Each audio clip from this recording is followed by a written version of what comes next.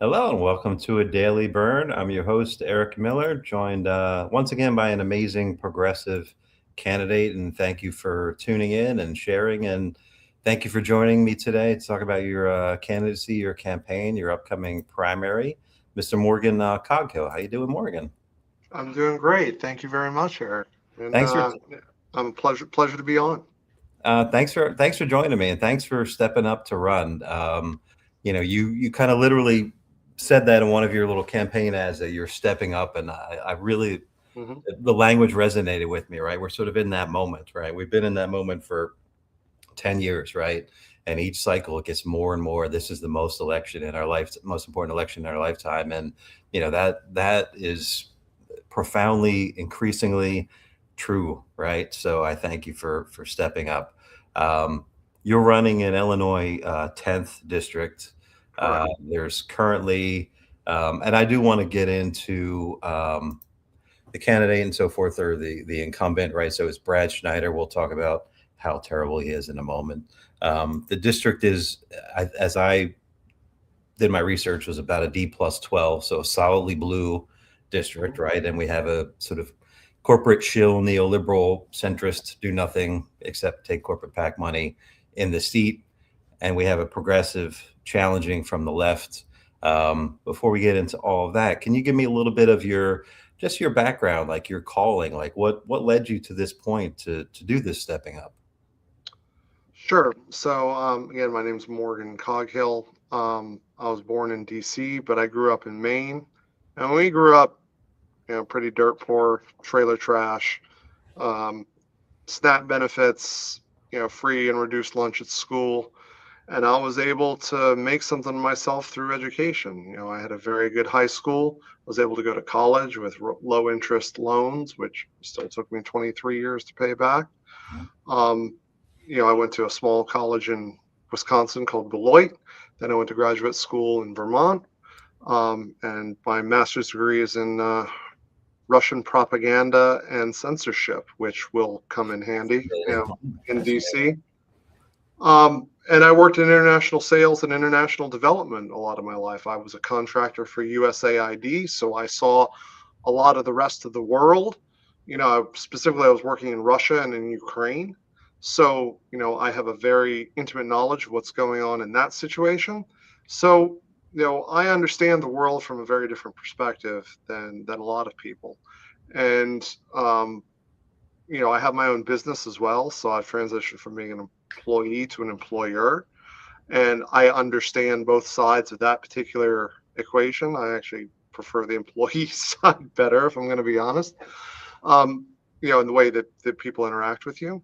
And, after the most recent election in 2024, I was just distraught, like many of us, and I believe it was my mother-in-law said, well, someone should do something. And I thought, well, I'm someone and I can do something. And my ego is big enough that I decided to go for it. I did some basic research. Brad Schneider has not been challenged in 10 years. He has taken some terrible, terrible votes, including House Resolution 9495, that gave the Trump administration more power to determine who's a terrorist. And, how badly could that go, Yeah. So that's when I decided to step up and run, because the challenge wasn't going to come from within the Democratic establishment, even the left wing of it. It was going to come from outside. And so that's me. Yeah, and he's fairly entrenched, 20 years, I think, right? He's how long has he been in? It's his second stint. He's served for a total of 12 of the last 14 years. Okay. Okay. And he is, as I framed it earlier, sort of a corporate, a lot of IT. If you look at his open secrets, it's all law firms and, big tech. And, I think you're endorsed by AIPAC Tracker. And I think his Correct. number, if I remember correctly, on AIPAC Tracker is like north of $1 million, 1.3 or something like that, which is just Correct. Yes. insane, you know. Hmm. Um, so, how, I mean, you mentioned the one vote, but, digging in, let me just kind of ask you broadly, like, how has his corporate donors and his sort of respondency to them negatively impacted Illinois 10. Like, what have what have your constituents have missed out on because they have this neoliberal corporate hack in there? Oh, well, number one is Medicare for all. I mean, the man is the head of the New Dems, and his family money is from insurance companies, and he takes money from Humana and Blue Cross Blue Shield and United, and he's never going to push for it. Yeah. Lower cost of drugs. We got $35 insulin capped under Biden. Great, but why is that for everything? Right. There are a lot of pharmaceutical companies in our district. Takes money from all of them. Of course, he's not going to push for Medicare to be able to negotiate those prices, and that's what we need. We need to bring those costs down, and Brad is not up to doing that. He doesn't want to do it, and he hides it behind a very bland accountant's face, saying, "Well, I'm doing my best," and he's not. He is actively working against the interests of the people of the Illinois 10th. He's paid not to do it, in fact. Right? Exactly. When your Literally. paycheck is dependent on your ability to not see and not do something, that's a problem. Yeah. And obviously, I wouldn't be talking to you, but just for due diligence, no corporate PAC money, no AIPAC money. You are you're not gonna get into office and be a Fetterman, right? You're a legit. No, no. One thing I've been saying on the campaign trail is all your politicians are bought, all of them, whether it's me, Brad, whoever. The question is, we actually get to choose who buys us.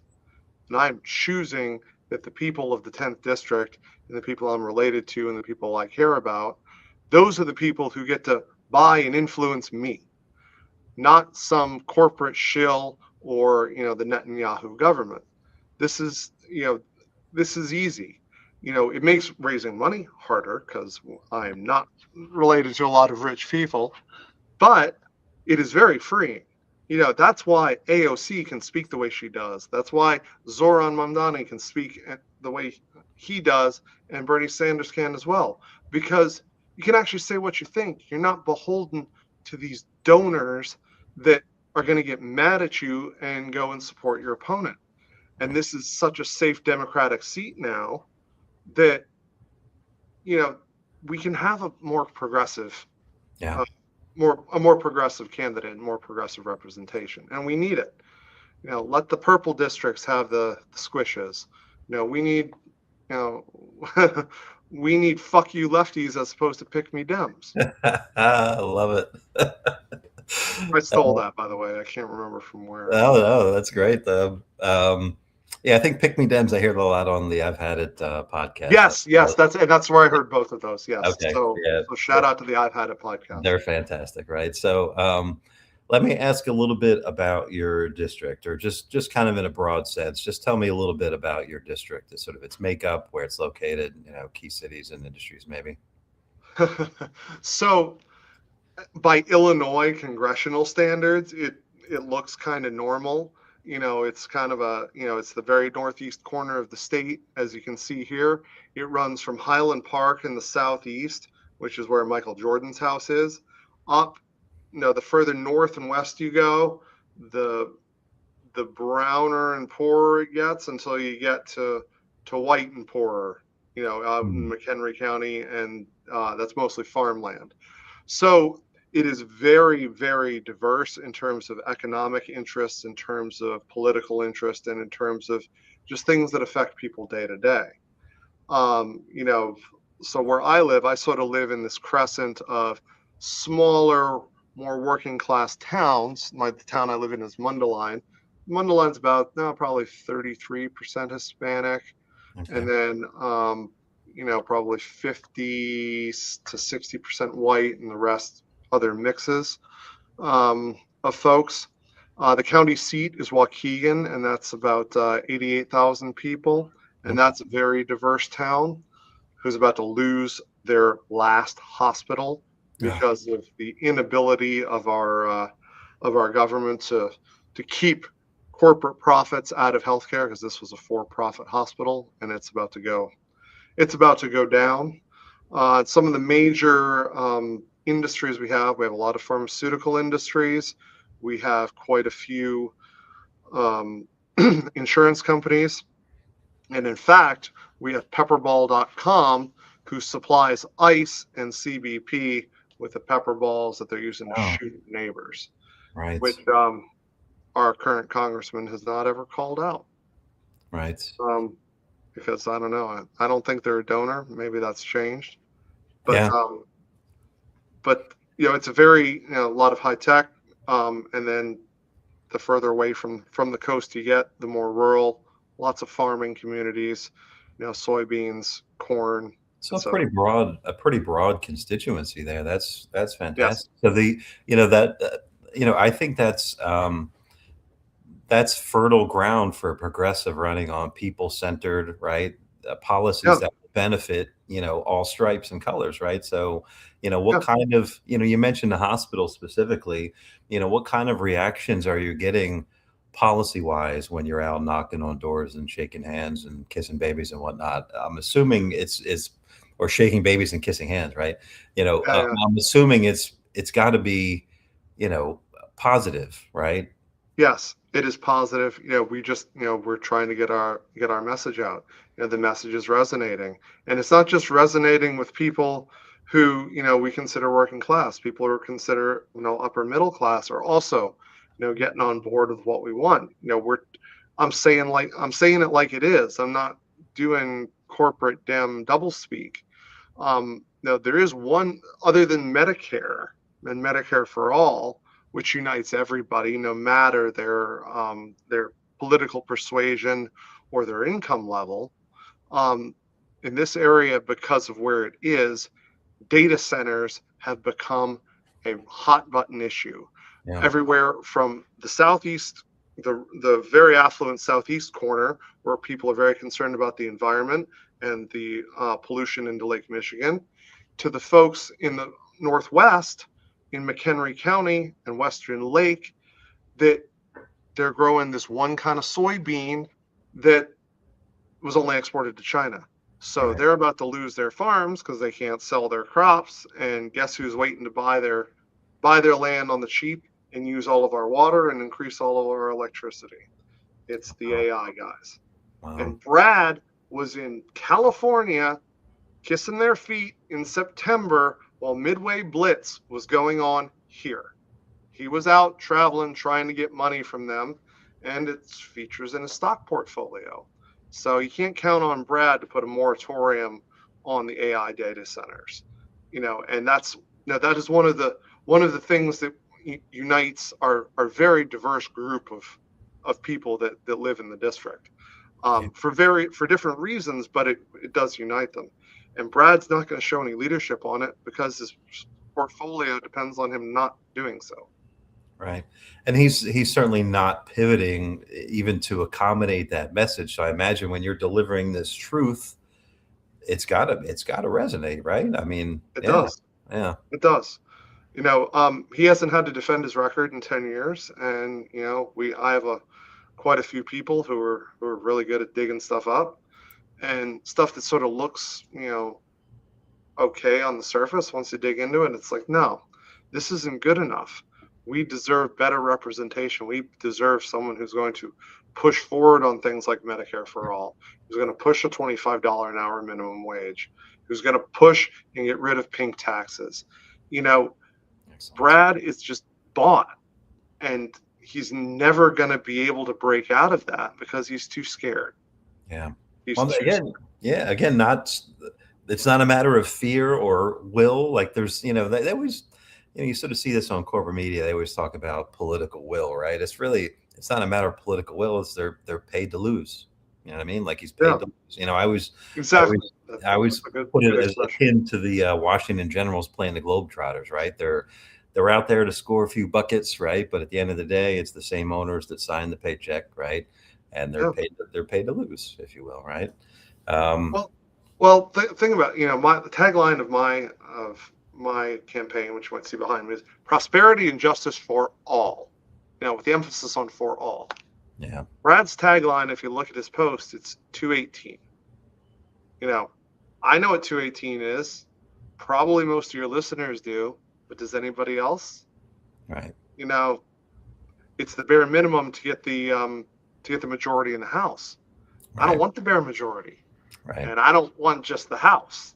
I want to get 260, and I want the progressive caucus to be bigger than the New Dems. And Yeah. all of a sudden, we drive the bus, and Yeah. we can dictate policy and pick the next speaker. Yeah. I feel like there's a progressive wave this year. So, Mhm.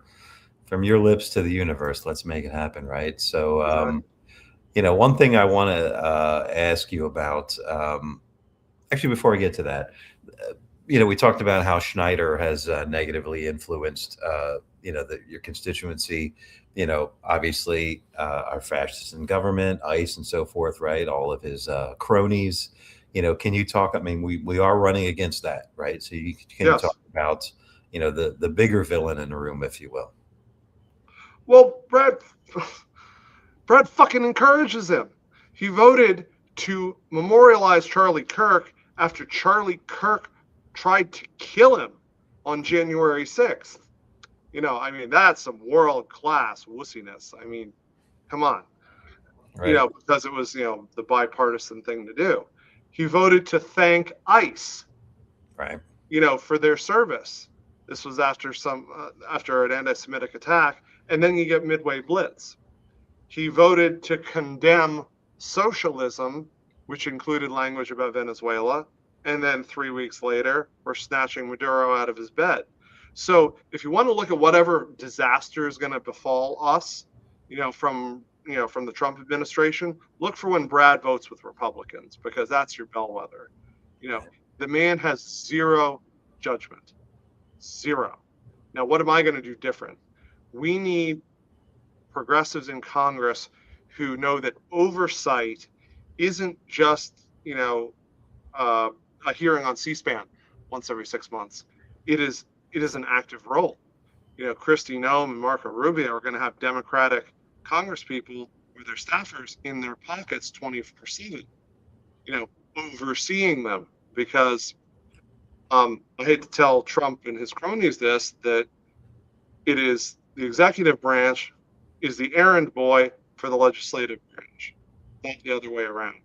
Right. We say jump, he says how high. That's how it's written in the Constitution, and we are going to use our muscle to make sure that it happens. And that's why we don't need 218, we need 260, and they got to be people like me, and people louder than me, and more aggressive than me. But people like me of the same milieu, who aren't who aren't with the corporate donors, people who are with the people and by the people. Here, here. Yeah. So let me just repeat it. I'm going to try this a couple times. So your primary again, March 17th, Yep. 2026, obviously, coghillforcongress.com. Correct. So I did want to ask you, so that hospital closure, I mean, that is, we're going to be feeling that pain over the next several years, because some of the stuff, in the big ugly bill is starting to take hold and so forth. Right. So, Hmm. on your website, you even say dismantling for profit insurance, which is great language, right? So thank you for Yeah. that. Can you just talk about how we get from here to Medicare for all? Just, your approach on that, or your outlook or policy on terms of, Well, some of these steps can be broken up into what are simple but not necessarily easy, and some of them are going to be much more complex. First step towards Medicare for all is passing legislation that allows Medicare to negotiate all drug prices. There is no excuse that they can't. Name me anywhere else that someone, that the company just comes to their customer and say, oh, this is this is what you're going to pay, and by the way, by law, you can't do anything about it. You can't negotiate. Medicare is the 900-pound gorilla. And I don't want to hear the bitching and moaning from the pharmaceutical companies that it's going to limit innovation or other such nonsense. On their earnings calls, they talk about how they make all their money in the States because the Europeans are mean to them and drive their costs down, because they negotiate as bloc. right. So that's number one. Number two, up until the 70s, health insurance companies were nonprofits. You know, what changed there? So if health insurance companies want to play any sort of role, whether it be administrative or whatever else, um, they need to be nonprofits again. We need to take the profit motive out of the middleman. There is no excuse for it. On pharma companies, yeah, they're selling an actual product. There are R&D costs. I get it. I'm slightly more sympathetic. Right. No one's entitled to 98% profit margin on everything. That's Right. not the way it works. But health insurance companies and pharmacy benefit managers provide zero value, zero. They are simply middlemen who take a cut of every single transaction. They need to be done away with. If they have a role, it's a nonprofit role. And now moving from there, if we're going to be going to a Medicare for all system, the way to start it is at the state level. Because there is the infrastructure. We know, the states are already administering a lot of this. Honestly, you give them more money. You give them more money and more people to be able to administer these sorts of programs. The most efficient and effective medical programs in the U.S. run by the U.S. government. It's Medicare Right. and the VA. Right. For all of the VA's problems, it is still incredibly efficient. Right. Private insurance is not. So those are some of the first steps on the way there. It's going to be run at the state level. We can bring drug prices down tomorrow if we have the will to do so, and we have enough progressives in Congress going to do it. Yeah, that's great. You mentioned the soybeans in your northwest part of your district, right? Mm-hmm. And the Mm-hmm. so how do you how do you reverse that? What can we do about that in Congress, right? As much as nobody likes it, now we're going to have to bail out farmers if we want them to keep growing food.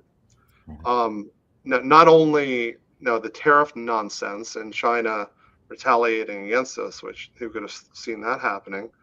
A lot of these farmers, they also had contracts with USAID. They're feeding hungry people around the world, and thanks to Elon Musk, we're sitting there, burning warehouses full of perfectly good food because these folks don't deserve it. And when I get into Congress, these people are going to be put on trial. We are going to drag them in front of the cameras, and we are going to sweat them. And we're going to refer them to DOJ once we have a real DOJ, not this clown show we have now, because these people are committing crimes. Right. Elon Musk, most of all. How much data did he steal when he was at Doge?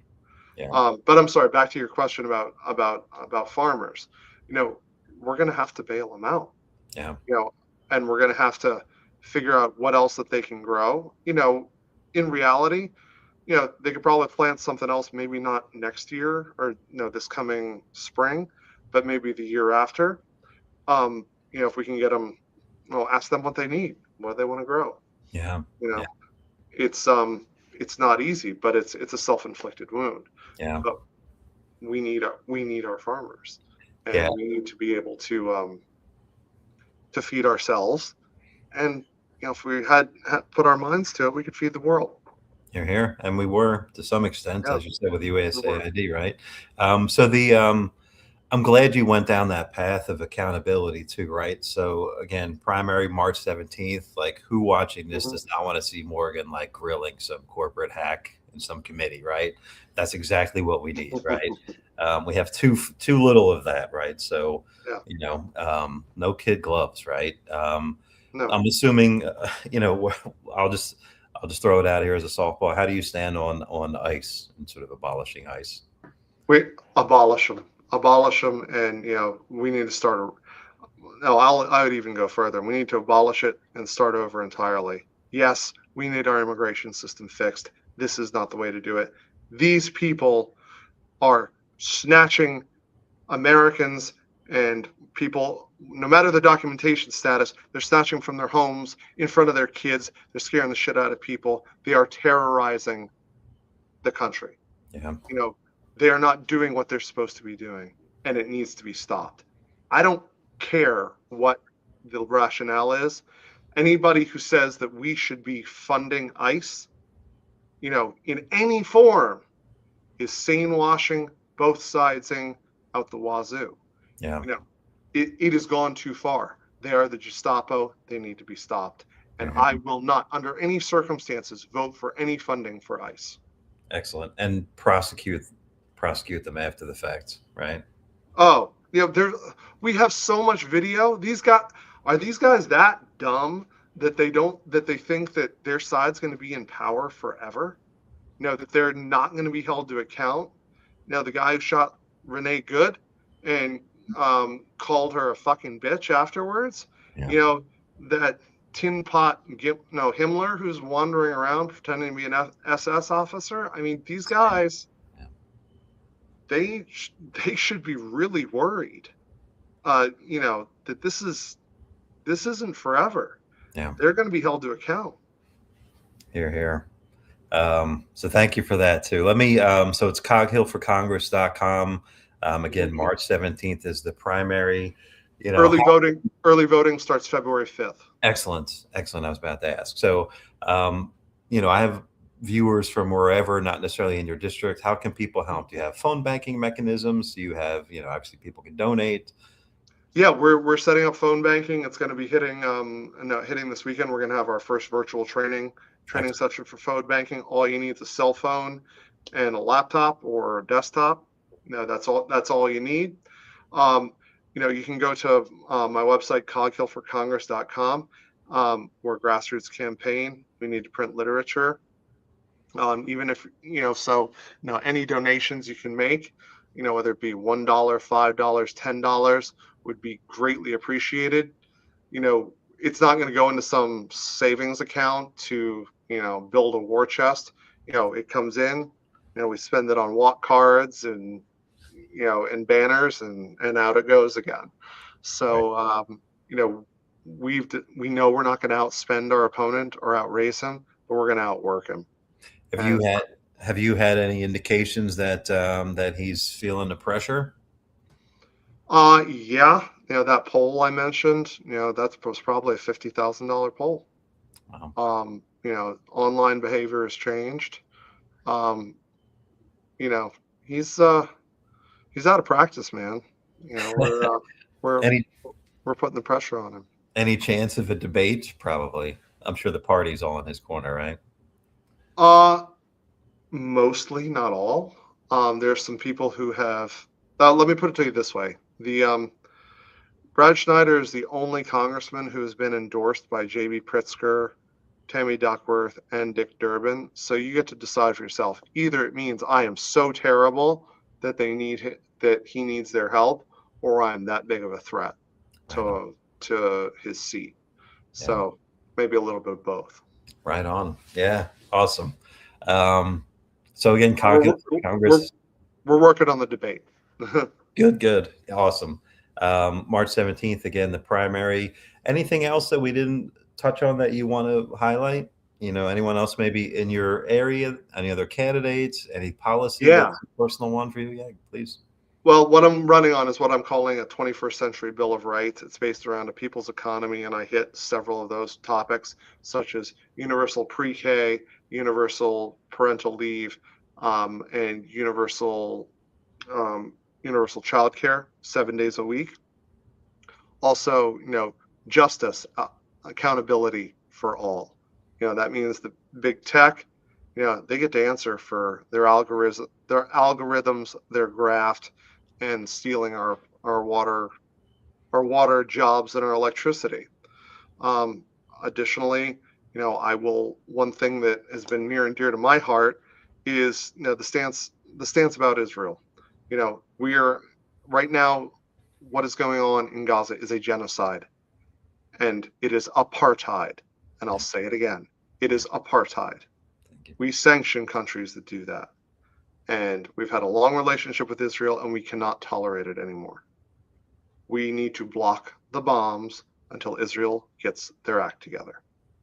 It is, Delia Ramirez put out that particular piece of legislation. I'd sign it on day one.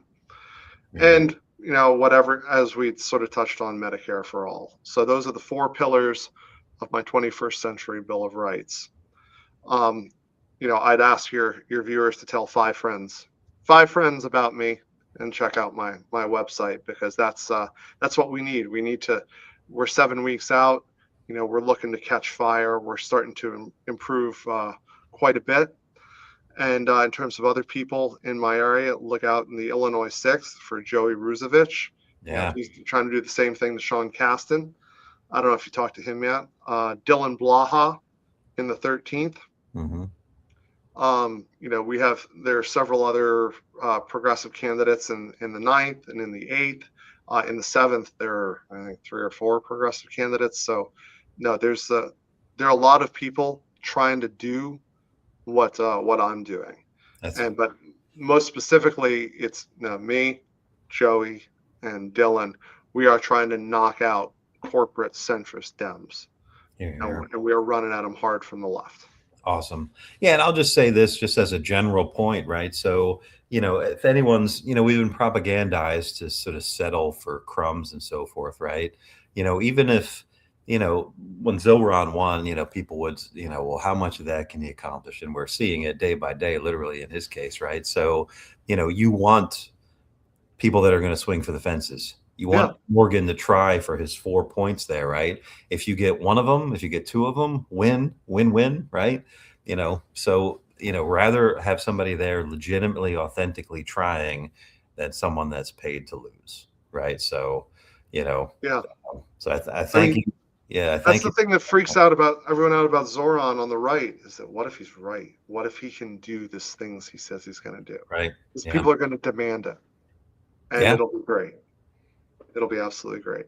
Yeah, and he knows it, and he's got to deliver, right? Yeah, he knows it. So, as will you when you join the Congress. So, I thank you for taking the time. Again, thank you for stepping up and being an authentic candidate. Don't Fetterman us when you get into office and so forth, which I know you won't. But yeah, CoghillForCongress.com. March 17th is a primary. Anyone watching, throw $1, $5, $10, sign up for a shift to phone banking. It doesn't have to be your district, right? There are Morgans running in districts all over the country, right? And they need our help, right? They have AIPAC, they have big tech, they have big farm. Morgans have us, right? So, let's get behind folks like Morgan. So I thank you for your time today. Thank you for stepping up. Godspeed in the campaign. And I'll have you back on when you're in office, sir. That'll be great, Eric. I appreciate it, man. Looking forward to it, man. Thank you so much. Thank you.